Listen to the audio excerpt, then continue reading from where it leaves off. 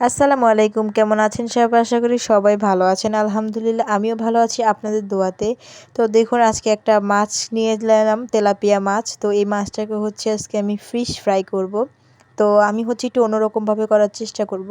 আমি সামান্য পরিমাণ পেঁয়াজ, কিছুটা ধনিয়া পাতা, তারপরে কাঁচামরিচ এবং রসুন নিয়ে নিলাম। আসলে বাসায় কোনো তরকারি থাকা সত্ত্বেও ভাত খেতে ভালো লাগছিল না, তাই ভাবলাম আমি মাছটাকে একটু ফিশ ফ্রাই করে নিই।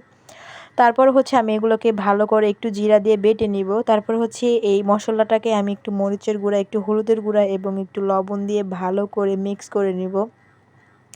মিক্স করে যারা একটু মরিচটা বেশি খান তারা অবশ্যই ঝালটা একটু বেশি দিতে পারেন, কোনো সমস্যা নেই। আমি সাথে হালকা পরিমাণ লেবু দিব, কিন্তু আমার লেবুর পরিমাণটা অনেক বেশি হয়ে গিয়েছিল। তারপর আমি মশলাগুলোকে ভালো করে মিক্স করব। আর আমার লেবুর পরিমাণ বেশি হওয়াতে মশলাগুলো কেমন জানি আলাদা আলাদা হয়ে গিয়েছিল, ছড়া ছড়া, আমি জানি না।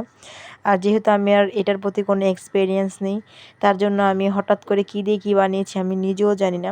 তারপর মাছটাকে আমি ভালো করে ধুয়ে সুন্দর করে মাছের চারপাশে আমি কেচে কেচে নিব, যে মানে জানি মশলাটা ভালো করে মাছটার ভিতরে যায়।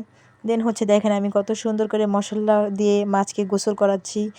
ভালো করে দিলে জিনিসটা আসলে ভাজলে সেটা ভিতরে যাবে। আর যেহেতু এটা একটা আস্ত মাছ, প্রায় 500 গ্রামের মতন, হয়তো ক্যামেরাতে ছোট দেখা যাচ্ছে কিন্তু সামনাসামনি মাছটা অনেক বড়।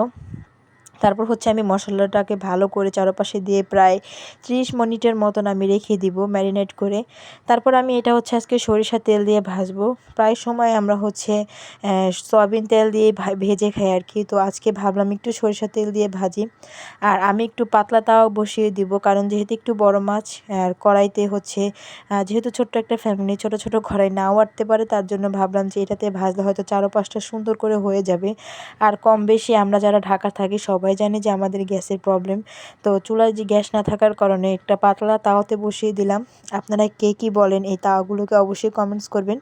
এবং আমি তেলগুলোকে নিচ থেকে উপরে দিয়ে ভালো করে ঘুরিয়ে ঘুরিয়ে মাছটাকে উল্টে নিব। আর এই মাছটা ভাজতে আমার প্রায় 30 মিনিট সময় লেগেছে। আমি অনেক আস্তে আস্তে মাছটাকে ভেজেছি।